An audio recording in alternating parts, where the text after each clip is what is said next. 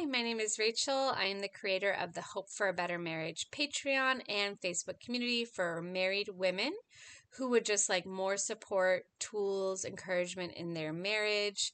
I post multiple times a week, kind of little daily challenges, kind of prompts to help you with your mindset, more positive thinking. So I hope to see you there.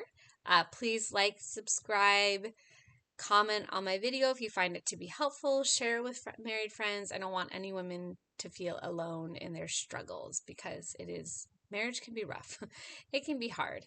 And it doesn't have to be so hard. I hope not, at least. Okay. So I want to talk about a little bit more. There's been requests in my group talking about kind of more kind of concrete ways that I kind of am trying to control my thoughts, because that is such a huge part of improving your marriage, is learning how to get your thoughts under control. And I have some other videos that kind of touch on this. But okay, so I used to be very sensitive, and I just made a video about talking about how I filter my husband's actions, thinking more through a positive versus a like combative negative lens. But I used to just, I feel like, overreact. Like he could not bring any concerns to me without me just taking it so personal, getting so upset, because I was attributing a lot of like underlying things to it versus just taking it at face value. And like literally all of our arguments in the game were usually just over like house and cleaning and stuff, which is not a like personal, my husband's not making personal attacks, but I would get so defensive and so upset. So now I've learned to recognize a little bit better when my thoughts are kind of getting into what I talked about in a recent video, needless emotional turmoil. So how do I rein myself in? And how do I kind of assess that kind of thing? So it's a process. So I am, let's think 5 years about into this. Yeah, just about 5 years into this process. I've been learning and growing that entire time. But it's become a little bit more natural, but it's still a discipline, a muscle that I'm having to strengthen and flex. So, okay, so when I start to notice myself starting to get a little defensive, a little snippy, getting negative thoughts about my husband in my head, I do try to stop myself, and I might do a few different things, but usually I try to assess like, okay, what's really going on with me? Because a lot of times I am tired. I'm pregnant with my fifth kid. My oldest is 10. I'm homeschooling. My kids generally don't sleep through the night until around 2. My toddler has regressed. He's getting his molars, so he's waking up once, maybe twice a night again. I'm almost in third trimester. So more often than not, my emotions are being co-opted and being affected by just being physically very tired. Now, in the past, I used to let that ruin my day and just be like, oh, this is miserable. This is horrible. I have gotten a lot better at like being grateful. Like, oh, I actually got 6 hours of combined sleep, even if it was very broken, it could be worse. I wasn't awake for 2 hours in the middle of the night. I can get through this day. Grace and caffeine and a midday nap will help me through this day. I have the ability to do that because my husband is the sole provider for our family. So that's my first step, is like not dwelling on the negative and being like, this is a terrible day.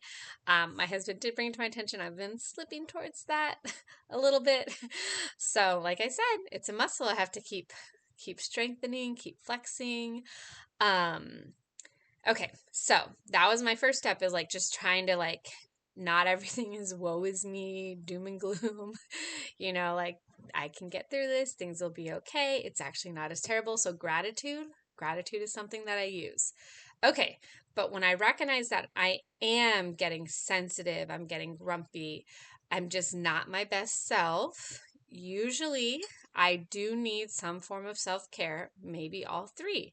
And I have posts, I think I might have some videos where I talk about, I think mostly posts where I talk about spiritual self-care, what I call mental, emotional, and physical.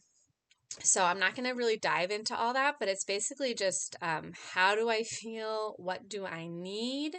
And recognizing that my husband is not the cause of all my problems. did something he say or something you do, maybe that is contributing to how I'm feeling. That's very possible.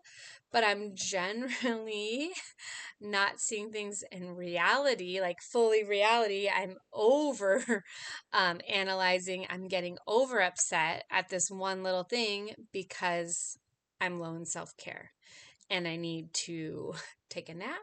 I might need to take a shower. I might need to exercise. I might need to pray. I might need to listen to some upbeat music. I may need to dance and be silly with my kids. There's so many things that I might need to do to kind of help myself get to a better place. But for me, when I find myself really on edge, it's physical exhaustion and possibly needing to eat better, maybe eat more nutritious snacks and not getting hangry. So once I can recognize what's contributing to me being oversensitive, I can be like, okay, I'm not really seeing things as they really are right now. And maybe hormones are affecting it too.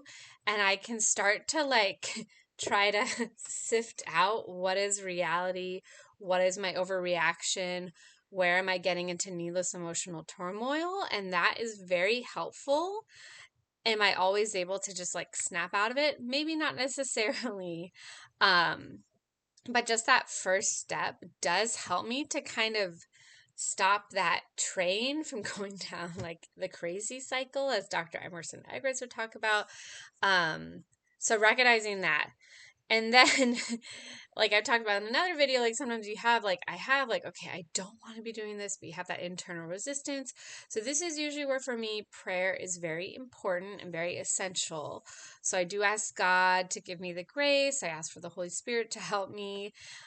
If you are not Christian, I'm guess whatever spiritual thing, whatever helps you, I guess, to maybe stress. But I really do think that God helps me, gives me the grace that I need to be able to stop.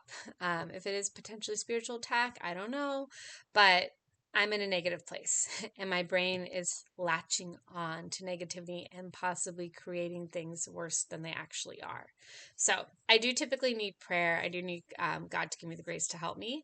And it's not always like an immediate, like flip a switch kind of thing, but I do notice like it does help me to stop where I don't get quite so crazy.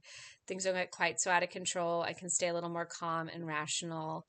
And then, yes, okay, so I have figured out some self-care, figured out what's going on with me. Maybe I've taken some steps, what I can in the moment to try to help get myself to a better place. I've just recognized what's really going on. It's not all my husband. He's not the worst person in the world, not the meanest person in the world. He loves me, he cares for me. Gratitude. So that is a very important thing.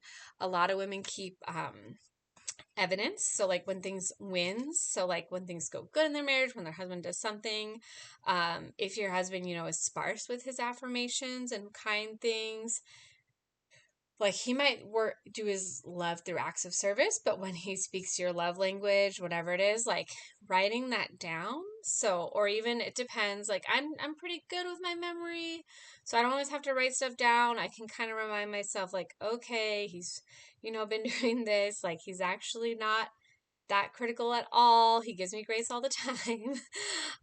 But if you need that, that can be a really helpful tool. So you write that down in good times that you can revisit and remind yourself, like, okay, because things can just get really gloomy and then like everything just seems terrible.